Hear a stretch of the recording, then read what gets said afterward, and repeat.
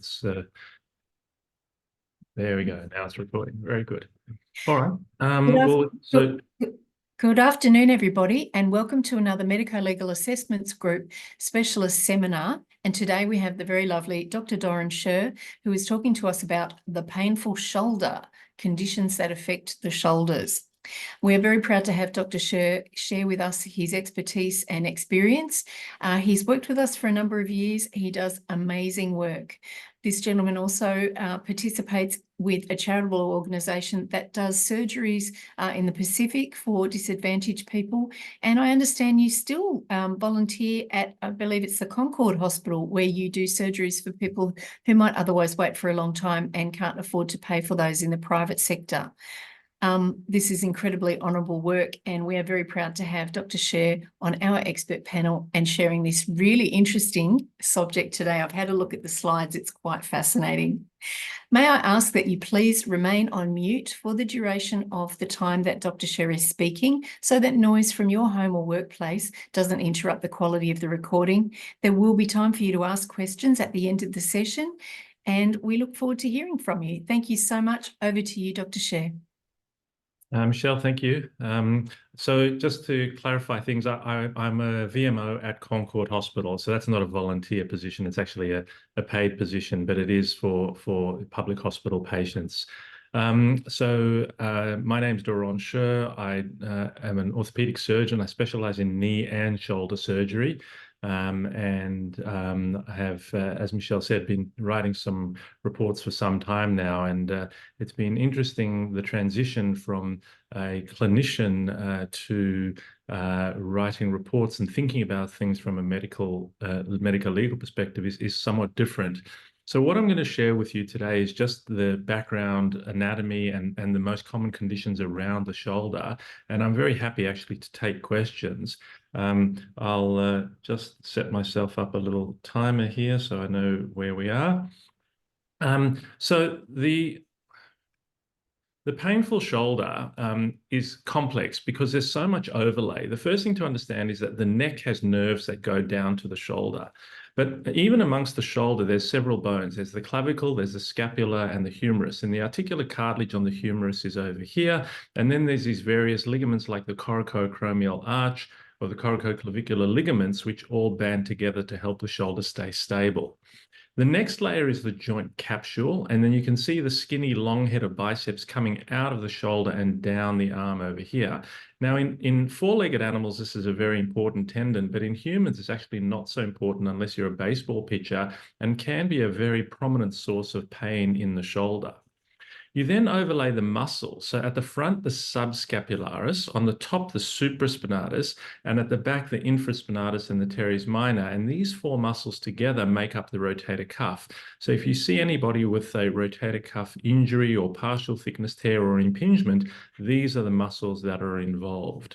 Now, there's the acromion, and between the rotator cuff muscles and the bone itself is a bursa, and that's the subacromial bursa. And this bursa is a very, very large bursa, and it can get pinched as you lift your arm up in the air, and the greater tuberosity moves towards the acromion.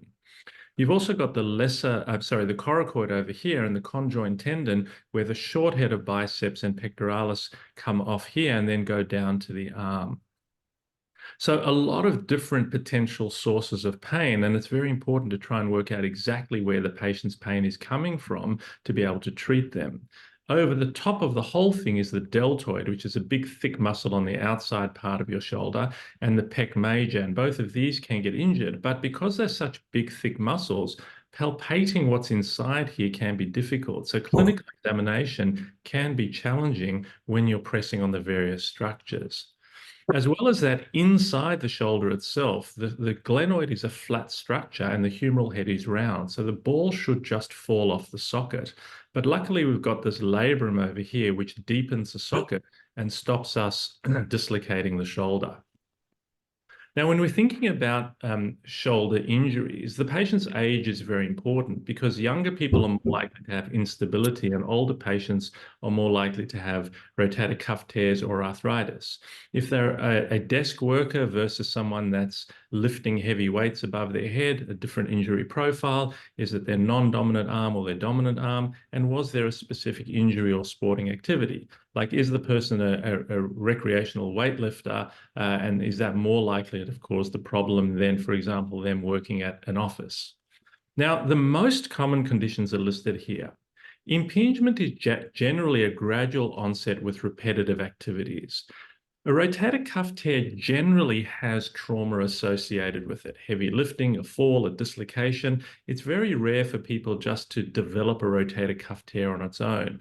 And a lot of the time we see people claiming that their other shoulder has been injured as a result of overuse of the injured shoulder and therefore having a rotator cuff tear. And it's extremely, extremely unlikely that simply using the arm a little bit more to protect the other side would have actually created a rotator cuff tear. With instability, generally, it's very obvious what's happened. They've had a fall or the shoulder's been pulled out of joint. Maybe they've fallen off a ladder, grabbed onto a railing to stop themselves falling, and that's the injury. But again, if they just simply had a simple movement where they moved the arm, it's unlikely that that would be enough to actually dislocate the shoulder. They might get pain up here at the AC joint. Slap lesions are usually in throwers rather than at work. And if there's adhesive capsulitis or a frozen shoulder, there won't be any trauma at all. So along these age groups, the 20 to 40, the 30 to 50, and the 50 plus, the most common diagnosis is impingement in the younger group, impingement in the middle group, and impingement in the older group. But often the patient will then have one of these other things, such as instability or calcific tendonitis in the younger group, or rotator cuff tears or arthritis in the older group.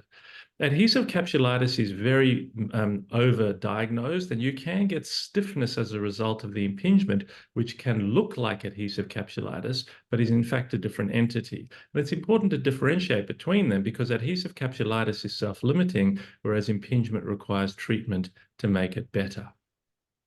So to understand where the patient's, what the patient's complaint is, you need to know where their pain is. Typically, shoulder pain is felt here in the arm. It's not felt up here in the trapezius or the neck, and it certainly doesn't go down to the forearm or the hand. The shoulder pain is typically at the lateral aspect of the upper arm. They might feel some biceps pain at the front. Now, shoulder pain is generally sharp as well, and it's usually worse at nighttime for some reason that we don't really understand. There can be exacerbating features like lifting or moving the arm above their head, and then you've got to try and find out what makes them better. If they've got loss of movement or a dead arm, that's more likely an instability or perhaps could be associated with a brachial plexus injury. Now, there's an enormous overlay of neck problems as well, and this is an X-ray of a patient with cervical spine arthritis, with loss of disc height and loss of cervical lordosis. And most of these people will feel pain in the neck, or they'll tell you the pain's going from the shoulder up into the neck, but still blame it on the shoulder. If pain goes down to the forearm or the hand, that's from the neck. And if there's any numbness or tingling in the fingers, that's also typically from the neck. And I see a lot of patients sent to me with shoulder problems that it actually ends up being the neck that's the pathology that requires treatment. So what about when we're inspecting these? You can learn a lot simply by looking at the person without their shirt on. And so we see here somebody with significant muscle wasting. And this is a young girl who's actually a voluntary dislocator. She's choosing to dislocate her shoulder, and she's not in any pain, as you can see from the face over there. We palpate sequentially around the shoulder, starting at the sternoclavicular joint, and palpate on each bony prominence, looking for pain as the source of what the patient's complaint is. Now, range of motion clinically and range of motion medico-legally are quite different. What we typically do with a clinical diagnosis is we look at forward elevation, which is the same as a medico-legal assessment, but we typically do external rotation in adduction, not abduction at 90 degrees, and we do internal rotation up the patient's back rather than, again, up at 90 degrees. When you're examining someone for a clinical treatment perspective, you don't always do exactly the same movements that you would do for a medical legal assessment. And when you are comparing the range of motion, sorry, excuse me, just one second. When you're comparing the range of motion, you might have a difference between active and passive movement, whereas in a medical legal assessment, there really isn't that differentiation because it's all active movement. But if someone's got rotator cuff pathology or a nerve injury, they may have normal passive movement, but they may be unable to lift their arm at that particular moment in time, regardless of what the cause is. Maybe it's pain inhibition, but maybe there truly is damage there.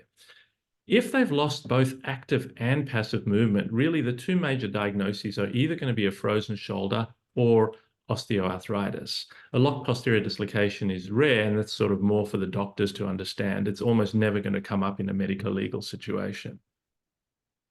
So how do we test strength? Well, we want to isolate each individual muscle. And again, it doesn't feature anywhere in a medical legal assessment for the most part. This is isolating the supraspinatus or the top muscle. Then we do the subscapularis, the infraspinatus combined with the top muscle, moving the arm outwards and strengthening it that way. And then we test the subscapularis as a separate muscle. But again, none of this has to do with range of motion testing. This is all muscle power testing, trying to find a diagnosis, typically of someone that has a rotator cuff tear that might require surgery.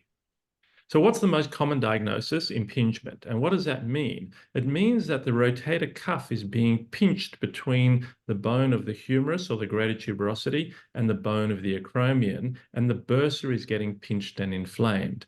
And when the person's arm is down by their side, the bursa typically isn't pinched. It's typically only when they reach up above their head that the bursa gets pinched, which is why all the impingement tests and signs are lifting your arm above your head.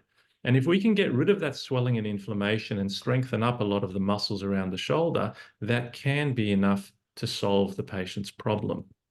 So what are the two tests? There's Neers and Hawkins. This is just simply lifting the arm up, pinching the acromion and the greater tuberosity together. And this involves adduction and internal rotation, where you're rolling that greater tuberosity underneath the acromion bone to see if that's where the problem is.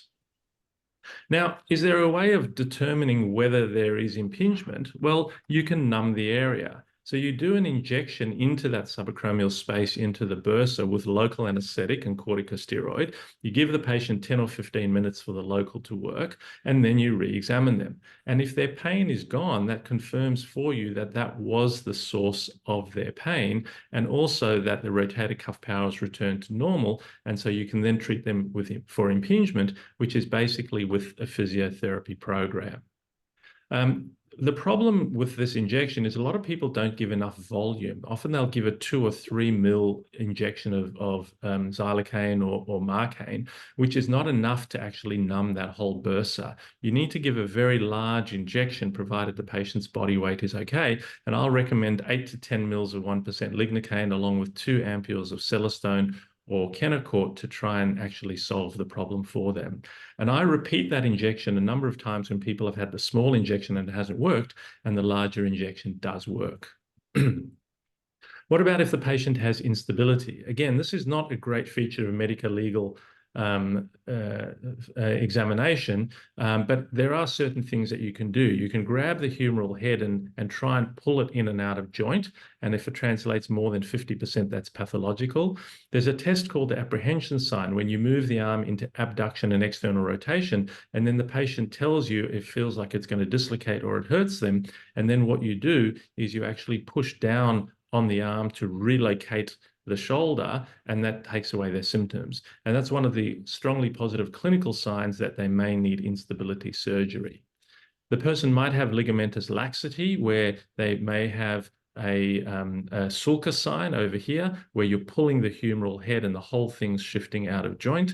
And then there are other diagnoses such as posterior instability, where if you have a look here, you see that pop of the shoulder. And this isn't hurting him. You can see the smile on his face, but we're able to actually completely dislocate his shoulder posteriorly. Now, in many instances, that will actually require surgical intervention. Once you finish with the shoulder, you always check the neck, because most of these people will have a stiff neck if they're slightly older, and you need to try and differentiate how much of the pain is from the neck. Is it urgent, or are you just returning my call? All right. And obviously you're going to check the neurological issues as well. All right, so what about X-rays? X-rays are the mainstay of all shoulder imaging, and they're unfortunately not always done. And there are 4 views that should be ordered pretty much every time, and I'll show you why. So this is a true AP of the shoulder, and it looks through the shoulder joint, but in fact, it's not straight onto the shoulder. It's at an angle, so you can see through the glenohumeral joint to make sure it's not dislocated, to make sure there's no arthritis, and to see the glenoid and the humerus properly. This is compared to an AP, which is in the plane of the thorax. That's straight in front of the body. And there's an overlap between these 2 bones, and you'll often miss diagnoses such as instability or arthritis on this particular view. And you can quite clearly see this is the same person with 2 different X-rays, how different this X-ray looks from this X-ray. This is the correct one you want to do, not this one over here. A scapular lateral overlays the glenoid on the humeral head, and this is very useful when you're looking at instability, because it should be centered on the glenoid here. It'll shift out the front towards the coracoid with an anterior instability pattern, or out the back with a posterior instability pattern. So this is an X-ray of a dislocated shoulder. Here's the glenoid, here's the humeral head. It's moved forward and downwards. And on the lateral view, there's the glenoid, there's the humeral head, and you can tell it's gone anteriorly because it's gone towards the ribs. So this is an anterior inferior dislocation of the shoulder. You also do things like a West Point view or axillary lateral, where here's the humeral head and here's the glenoid, and this X-ray is done with the arm up at 90 degrees with the beam shooting downwards.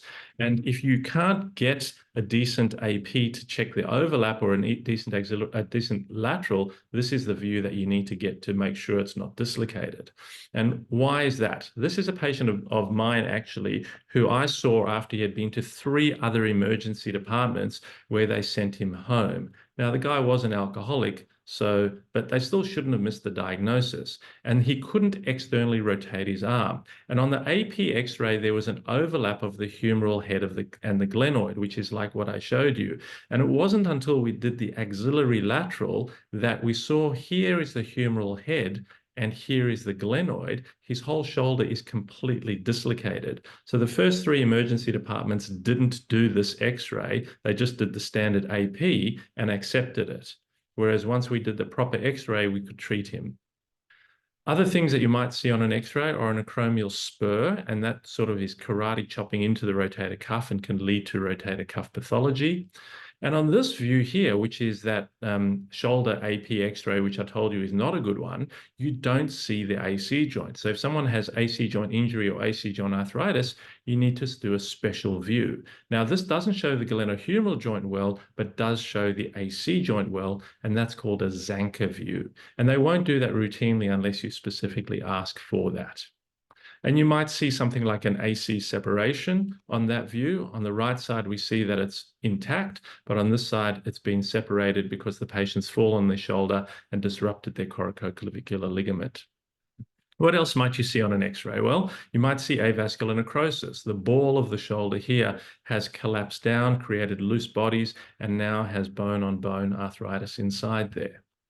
What about rotator cuff arthropathy? You see the ball isn't lined up here with the socket. It's riding up and rubbing on the acromion. So this patient has had a chronic rotator cuff tear. The ball is now riding up and out, and it's creating arthritis.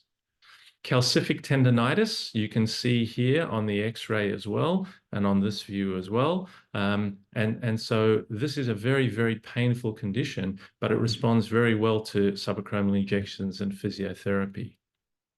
What about if you've got a fracture? Should you jump to an ultrasound or an MRI? And the answer is no. Fractures are going to best be seen on a CT scan. And this is a glenoid fracture that you can see here. When this patient dislocated his shoulder, he fractured through the glenoid as well. And this is not very well documented on an MRI scan.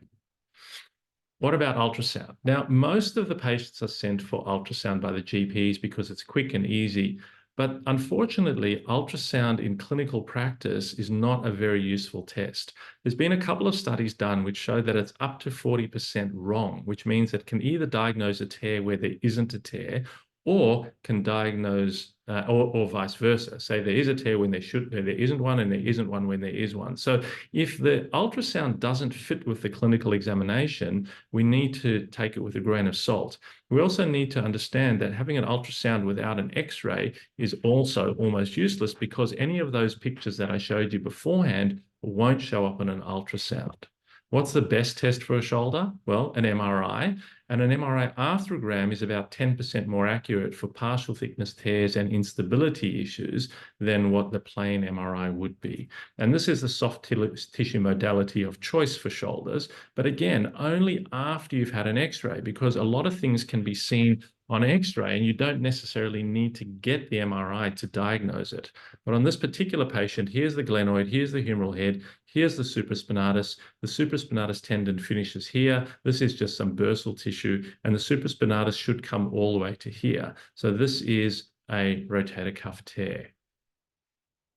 So we've been through the diagnosis and the most common causes of pain around the shoulder. We've been through the clinical examination that's required to actually diagnose them. And now we'll go through basically rotator cuff pathology, because rotator cuff is the most common thing that we're going to see in the medico-legal environment.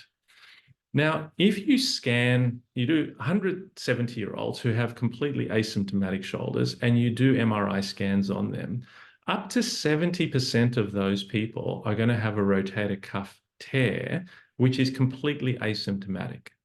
So you need to understand that having a rotator cuff tear doesn't necessarily mean anything if it doesn't have symptoms. So most people that have that haven't had trauma will have near normal or normal function of their shoulder. In many of these people, if they do develop symptoms, non-operative treatment will give a very good outcome. And the risk of developing arthritis, if it's a relatively small tear, is quite small. But we do know that larger tears definitely get bigger with time. And it's sort of an exponential thing. Once it gets to a particular size, it gets bigger and bigger faster. And then eventually what will happen is, because the rotator cuff is no longer above the ball, it moves out the way, and the ball can ride up against the acromion. There are also patients that have what's called a functional rotator cuff, which basically means that the top muscle is completely torn and absent, but the front and back muscles, the subscapularis and the infraspinatus, can work together with the deltoid to raise the arm up in the air. So in this MRI scan over here, we see that the patient has no supraspinatus. So the supraspinatus comes along to here, stops at the glenoid, and then does not continue onto the humeral head. That's the acromion, that's the deltoid. And that this is this patient who has essentially normal movement of her shoulder and very little symptoms. No pain, good function. She does have some weakness if you specifically test the weakness of the shoulder, but functionally she's very good, and this does not require surgery. All right, what about pain? Where does the pain come from in a rotator cuff tear? Well, impingement, the greater tuberosity pinching up against the acromion. If there's tears that are unstable, they'll flick. Synovitis and capsulitis, and often the biceps is a major source of pain. So tears can get bigger with time, but smaller tears generally don't, and you can monitor them for a period of time. But larger tears, and especially patients that are high demand on their shoulders, that, manual laborers, scaffolders, painters, electricians, those sorts of people, generally speaking, are going to need intervention. So are there any absolute surgical indications if someone has a rotator cuff tear? Well, in a young patient who's under 50, over time, that tear will get bigger and eventually lead to arthritis. Particularly if they're involved with heavy or overhead occupations, we know that it's going to get bigger. And also, if an older patient has dislocated their shoulder, that typically gives you a large tear with poor function. And in those patients, in those acute tears, surgery generally gives you a better outcome than non-operative treatment. And particularly when you examine the patient, if they have no external rotation power, that's someone that's probably going to need surgery. Now, there is a time limit with these. Ideally, you want to be operating on them within 3 months. So the reason we put 1 month on the slide is because by the time the person's had their injury, seen their GP, seen a physio, had an MRI scan, that's often 2 months down the track. And at that point, it's becoming quite urgent for the patient to be seen and operated on.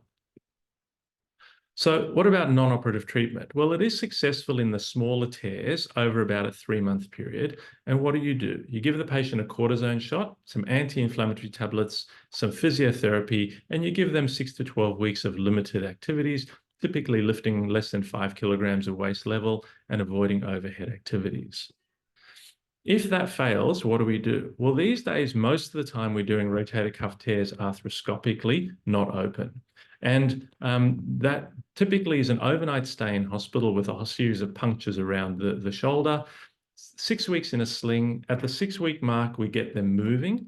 And at 3 months, we start to strengthen them.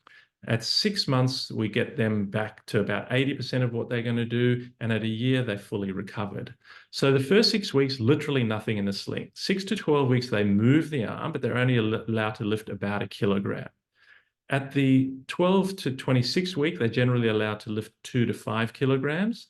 At 6 months, they lift 10 kilograms at waist level. But with all of these, there's only about 1 kilogram of overhead lifting. And that's because as you lift your arm above your head, about 6 times what's in your hand goes through your shoulder. So if you're lifting 1 kilogram above your head, it's about 6 kilograms in your shoulder, which is why we restrict people's overhead activities for so long. 80 to 90% of the tears will heal. Some of them won't. But even in those people that don't heal, most of them do get good pain relief from their operation. Are they ever going to get back to full strength overhead activities? Well, they've got scar tissue now instead of the actual rotator cuff.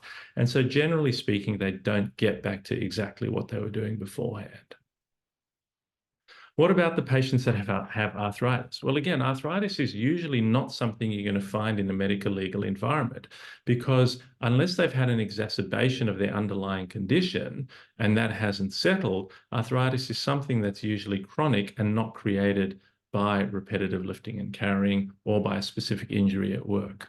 So osteoarthritis in the shoulder is uncommon as opposed to the knee because it's a non-weight bearing joint. They will lose active and passive motion. And the same as arthritis anywhere in the body. You can try cortisone injections, anti-inflammatory tablets, but the ultimate final treatment is a shoulder replacement. And just to show you, this is a normal looking shoulder. Again, we see beautifully the joint space over here and the space between the acromion and the humeral head, indicating that the rotator cuff is intact. But this is called a rotator cuff tear arthropathy, where there's bone on bone, both at the glenoid and at the acromion, with no gap for the rotator cuff in between.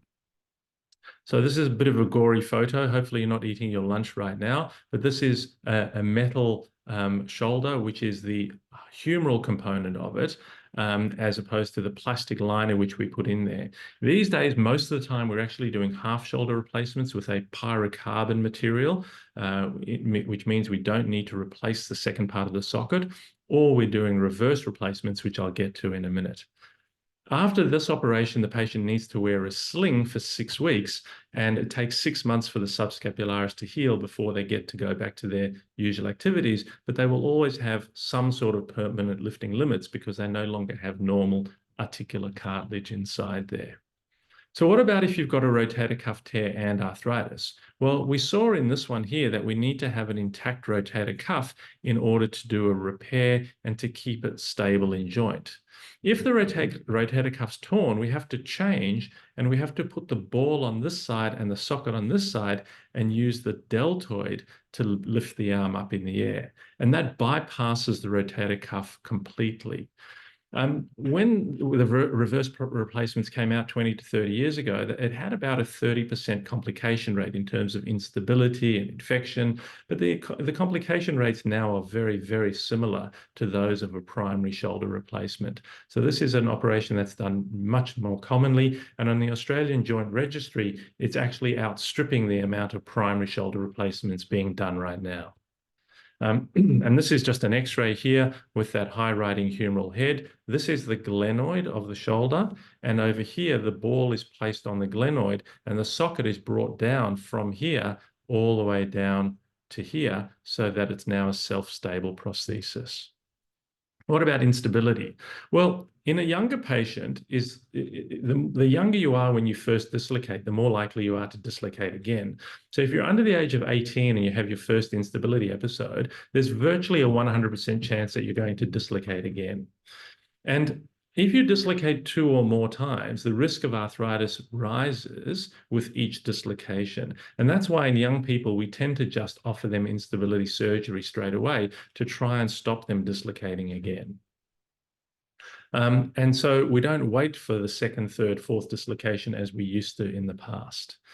Now, if the person has dislocated playing rugby and then they go to work and then a few weeks later, they're just doing something simple above their head and the shoulder dislocates again, the question is, of course, liability, who's responsible for that? And the reality is that that shoulder almost certainly was going to dislocate again at some stage. If the person just happened to be at work when it happened because he moved his arm into a position where the shoulder was already damaged, and so it dislocated on him. And I always find these very difficult to allocate who should be responsible for this, because clearly the patient had a significant injury beforehand and clearly it was going to happen again anyway, but it happened, it did happen to them at work. What about an older patient that has an instability episode? Well, generally they won't tear the labral bumper. What they'll do is tear the rotator cuff, and they'll often get a bruise in their upper arm, and they typically won't be able to lift their arm up. So if a patient can't lift their arm up after having dislocated their shoulder, they need an urgent MRI because you want to be operating on them ideally within 2 months if you can. Ongoing instability is rare in these population groups though. But if you don't get the rotator cuff repair done early, you can miss the opportunity to do it, and they may never be able to restore normal function to their shoulder. So, Michelle, we can do 2 things now. We can actually take some questions, or what I can do is just show you some case reports some case studies that I've got here examples of, and perhaps, we can do questions after that. So what do you prefer? Look, I actually would love to see the case studies. I actually had 7 questions from people who were unable to attend today, and you've answered them all. So I've been furiously making notes while you've been writing. One was about the dislocation. Yes. The other one was about ultrasound versus no X-ray. The other one was about the 1 to 3 month waiting time. And so you've answered people's questions. I wouldn't mind, and there is one question in the chat, but we might open with that after we've seen the case studies, if that's okay. Yeah, fantastic. So I've just got 3 simple cases. So case 1 over here, it's a 40-year-old office worker. She's right-hand dominant. She's never had problems with her shoulder. She plays tennis once a week. About a month ago, she had a fairly long singles match, and then actually the coach gave her a lesson. She got sore when she was doing a lot of typing the next day at work. She developed right lateral shoulder pain. And as I explained to you, pain over here is typically from the shoulder as opposed to pain up here, which is not. The pain was worse with above shoulder activities, hanging clothes on the line, personal care, etc. Her clinical examination showed a painful arc. So she was able to get her arm all the way above her head, but the mid-range of the arc created some pain for her. She had full passive movement. Internal rotation was somewhat limited. She only got to L4 on her lumbar spine rather than up to about T12, which is normal. And you remember I showed you that internal rotation that we do clinically is different than what we do for medico-legal reports. Her impingement signs were positive. She had a positive empty can test. That's when she turned her hand down like this, she had pain as well. As part of the examination, she had a subacromial injection of local anesthetic and corticosteroid, and both her pain went away and her power returned to normal. So X-rays of the shoulder were normal. So the question at this stage is, should we do any other investigations? And based on what I've told you before today, in today's lecture, hopefully you'll agree that the answer is no. There are no other investigations required because impingement's a clinical diagnosis. Ultrasound will not help you at all in this. It'll either tell you there's a tear when there isn't, it'll either say there isn't a tear when there is, or it'll show impingement, but we know that's impingement because we've diagnosed it clinically. Do you need an MRI scan? No. Subacromial impingement is the diagnosis. The treatment is the corticosteroid injection, anti-inflammatories, and physio. So now the big question here is this work-related? Because she had all these pre-existing causes for her pain, but she only developed pain when she was at work. Anti-inflammatory tablets do work in some patients. Ice packs are very useful, not heat, and massage to the area tends to irritate it. Some people need 1 injection, some people need 3 injections, and sometimes about 5 to 10% of people, despite 6 months of therapy, they end up requiring an arthroscopic acromioplasty. And before embarking on any surgery, at that point, to me, that would be an appropriate time to consider an MRI scan. All right, case number 2. This is a slightly older lady. She works as a process worker in a factory, right-hand dominant. A few weeks ago, she does recall straining her arm when she reached out to lift a particular device on the line. She had initial pain with active movement. She saw her GP and her physio, who told her she had tendinitis, and the physiotherapy, unfortunately, probably made her a little bit worse. She had progressive pain, she had an increase in pain with movements, and she had a progressive movement restriction. Her night pain was now getting worse, and the pain started to become a sharp stabbing pain down her upper limb, particularly with sudden movements, especially when she tried to move her arm outwards that way. So at this point, it's becoming a little bit more obvious what the problem might be, and her strength was very well maintained. In this situation, the subacromial injection made no difference to her. And you need to understand the main reason to do these injections around the shoulder is to see what effect the local anesthetic has. And in this case, the subacromial injection didn't take away the pain, which then tells you it's either coming from the glenohumeral joint or the biceps or the AC joint or the neck. And so we often use a series of injections, one after the other, to try and numb them and find out what's happening.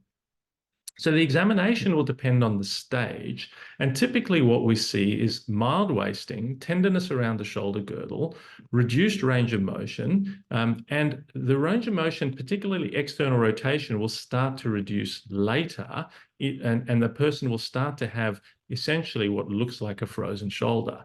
But their rotator cuff power will remain positive. Impingement can be confusing in the early stages of impingement versus adhesive capsulitis, and so you need to watch that carefully. There's a little test which hasn't been properly validated called the positive external rotation overpressure test, where you just push the person to the end of their range and they get a sharp jab of pain. And obviously they don't have any neurology or neurological pathology. So what you need in these people is an X-ray. And the X-ray will be normal unless the diagnosis is arthritis. And the differential diagnosis in this case study would be arthritis.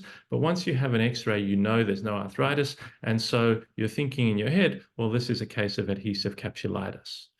You don't need an MRI scan to diagnose adhesive capsulitis. But if you do, it's best to do what's called an MRI arthrogram, where they do a gadolinium injection into the joint, because that will show loss of capsular volume, and you'll see more easily the thickening of the inferior capsule. Unfortunately, the radiologist can sometimes report thickening of the inferior capsule, even though a patient has a full range of motion, and so you can misdiagnose the adhesive capsulitis. But if you get the loss of capsular volume, that shows you for sure that this is adhesive capsulitis. And so adhesive capsulitis is a self-limiting condition, but it can be difficult to differentiate from impingement in the early stages. And this is the typical pattern that happens. The patient gets pain increasing up to about 6 months. It typically plateaus, and then the pain goes away, and then the range of motion slowly restores over that time frame. So the stiffness is a bit behind what the pain is, and they might only start to lose motion 4 or 6 weeks later. At 6 months, the pain's gone away, but their range of motion stays bad, and only over the next 18 months does the pain start to go, does the range of motion start to go away. They do not need physiotherapy to restore the motion. It will happen quite naturally. They don't need injections. If the patient is having a lot of trouble sleeping, an intra-articular corticosteroid injection can help them, and there's some evidence now that intervention with hydrodilatation can, in some people, can improve their range of motion and shorten this time frame. It's much more common in people with diabetes, much more common in people with thyroid disease, and we always send people for those tests to make sure that this isn't the initial presentation. It's rare to need to operate on these people to release the capsule. You can also get minor trauma to other parts of the body leading to this, but again, we're not sure exactly of what the etiology of that is. So the summary, this case is adhesive capsulitis, and the treatment is usually expectant. Again, is this work-related? Well, hard to know. The other problem with adhesive capsulitis is at 12 months, these people will still have significant loss of motion. And so depending on how you're calculating, if you can say, look, they've been stable for 12 months and there's, that they now have reached maximum medical improvement, you might do an evaluation of their shoulder, but then 12 months later, they've gone from having, 90 degrees forward elevation and, maybe a 17% upper limb impairment to basically full movement with no impairment that you can calculate. So we have to be a little bit careful of the timing of when we do our impairment calculations in somebody that has adhesive capsulitis that might still settle over time. And the last case is a 75-year-old gentleman, long-standing right shoulder pain with the use of his arm, minimal rest pain, worse at night, often wakes him up, progressive deterioration in function. He hasn't had a recent injury, but he's done a lot of delivery driving lately, which he had to unload and load quite a few boxes. And his current complaint is a recent increase in pain and inability to lift his arm overhead, but with a long background history of having had some pain in the shoulder. So his examination shows some deltoid wasting, showing me that it's a chronic problem. He's got atrophy of his rotator cuff muscles, again, chronic problem. His forward elevation, he can only get halfway to his shoulder, but passively I can move him the rest of the way. And he's got significant rotator cuff weakness. He has positive impingement signs, but his glenohumeral or shoulder joint isn't crunchy or painful. So what do we do for imaging? Again, ultrasound, complete waste of time. MRI, not the right thing to do first. The first thing we do is an X-ray. You always start with a plain X-ray to make sure that there isn't arthritis or rotator cuff tear arthropathy or even a tumor. Probably once a year or once every 2 years, I see a patient treated by a physiotherapist for 3, 4, 5 months. They come to me, we do an X-ray, and there's a bone tumor there. So an X-ray early on in the piece is very good. And this is what you might see on the X-ray. You might see loss of subacromial space over here, or development of an osteophyte over here, in which case the MRI isn't all that useful. This is an MRI showing chronic retraction of the rotator cuff, but the patient doesn't have a lot of arthritis there. So the treatment for these people is to try and relieve their pain, and you do that with a subacromial injection. And you might need 2, 3, or 4 of these, 4 to 6 weeks apart if needed. But if the injection doesn't work, that you don't keep repeating them. Physiotherapy can be done to strengthen up the deltoid and retrain the remaining rotator cuff muscles. And in someone with a chronic history like this gentleman, the injections and the physio will fix them 80% of the time, but it might take up to 6 months worth of therapy for them to get back to their baseline level. And not everybody will. And again, this guy had pre-existing pathology. Did that half-day irritation at work really lead him to needing the treatment? So what's the treatment for these people? Well, that's a reverse shoulder replacement with a ball and a socket because he's failed his non-operative treatment, including his injections and the physiotherapy. And there's a few things that have to be in place, like his deltoid muscle needs to be working. You don't get perfect function back after reverse. You don't get external rotation strength back, but the shoulder is generally very good in terms of movement and pain relief. So the diagnosis for that one is a massive rotator cuff tear, and the treatment involves initially non-operative, but eventually operative treatment. So in summary, in the 20 to 40-year age group, the most common diagnosis is going to be impingement. In the 30 to 50-year age group, the most common diagnosis is going to be impingement, and the 50+ year age group, the diagnosis is likely to be impingement. And so while we treat all of these other things, most likely we're going to end up treating impingement initially. All right, Michelle, I think I'll stop there and we'll have an opportunity if anybody wants to ask any questions, because you've been listening for a long time very patiently. And I know it's a lot of information that got provided, so hopefully it wasn't too much overload. Can I first say that was one of the most interesting seminars, and I've seen many, and they're all great, but I really found that fascinating. Before I start with the couple of questions, I just wanted a quick one, and that is that the muscles of the shoulder, other than the deltoid, it seems that the muscles of the shoulder are quite small muscles. Yes, indeed. So correct me if I'm wrong, does that mean that where they tear and or need to be repaired or reattached, etc., that there is a greater proportion for the incidence of perhaps scar tissue resulting in effects down the track? Right. So the muscles become tendons, and then the tendon attaches onto the bone.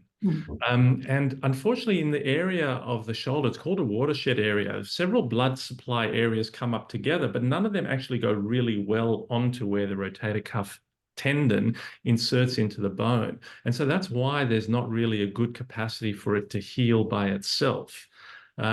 So when you reattach it onto the bone, it replaces what used to be normal tendon with scar tissue. And so there's always some propensity to re-injury if you go back to repetitive strength overhead activities.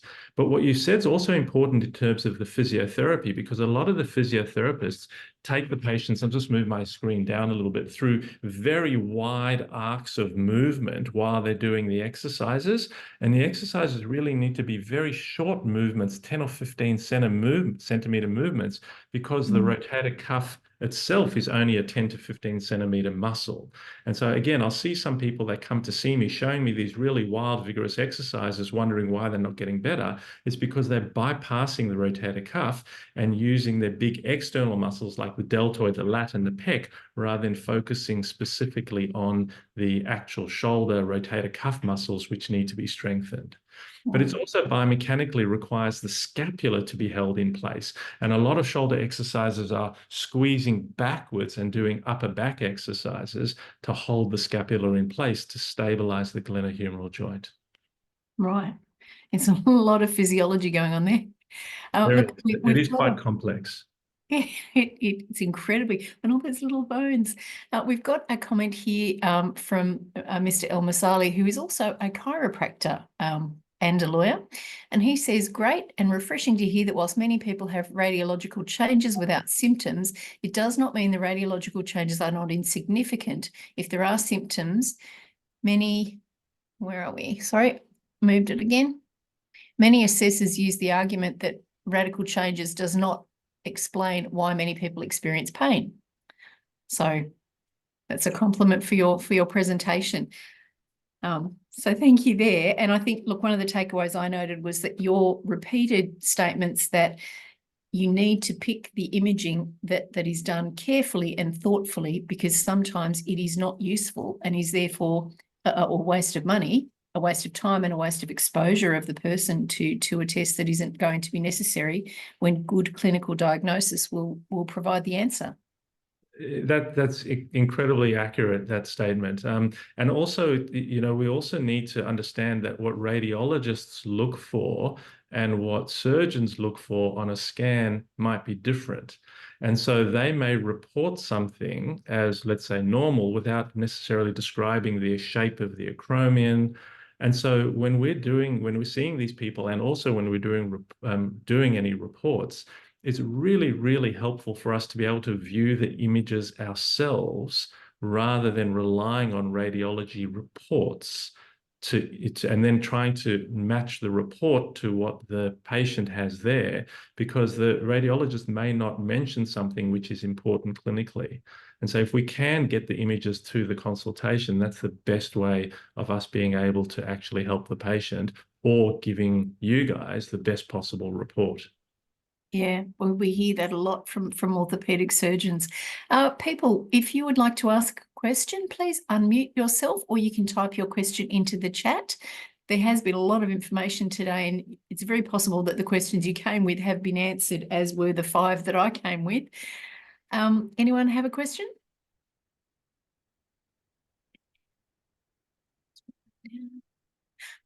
That's looking good. Look, thank you so much. As I said, you answered the 5 questions that I was armed with from people who were unable to attend, and the 2 that I thought of myself. That was genuinely one of the most interesting seminars I've listened to. Thank you very much for your time and your expertise today. Thanks, Michelle. As always, a pleasure to be with you. Lovely. And for everyone else, thank you for your time. The recording should come out to you within about a day. Oh, we have got one quick question. I'll just finish my sentence and we'll go to the quick question. The recording will come out to you within about a day. Please join us for our further seminars. The question is there any advice on how to treat an acute injury with OA and how to end the care? So arthritis treatment generally starts with Panadol. You add an anti-inflammatory tablet and ice pack, activity modification, and then often a corticosteroid injection. Now, hopefully that will get the person back to their baseline, because arthritis is a cyclical problem. You know, good days, bad days, good days, bad days, good days, bad days. And you basically want to get the person back to their baseline level. And that can be difficult because they were probably going to end up with some sort of problem at some stage anyway, but something's happened at work now, and they've now, you know, the whole thing's getting blamed on work for their problem. And so they're sort of motivated to continue to complain of pain. And when you see the X-ray, you can see that the arthritis has been there for many years. It's not something that's a new finding in any way. And often you do an MRI and you can't find anything specific that they will have injured. You know, there's no further chondral wear, there's no further rotator cuff tear. And so getting them back to where they are is challenging. And it's always hard, because to say that the person doesn't have a work injury, you can't do, but would they have ended up this way anyway? Yes. And then you've got to try and calculate how much of a deduction you're going to apply to that. And, you know, the problem is that if you apply more than 10%, they appeal everything anyway. So it's very hard to get that balance right between the reality of the situation and what the patient's complaining of. Yeah, absolutely. Look, heaps to take away there, heaps to reread. I mean, Emma, did you have any comment? Was there a particular reason for the question? That came from Emma. Yep. Yes. Sorry. Yeah. Obviously, with workers' compensation, obviously that's a very common thing that we have to work out. How do we distinguish between the degeneration and the acute injury, and what do we do long term, and how do we manage the claim? So, yeah, that's any advice is good. Yeah, well, I also, you know, open to advice from you guys as to you know, what's likely to get through in terms of the deductions, because it's always a difficult area to deal with. All right. All right, everyone. Thank you so much. Look forward to seeing you at our next seminar. Have a great rest of the day. Thank you. Bye-bye. Bye-bye. That was awesome. Thanks, Michelle. Thanks for organizing it. No problem. All right.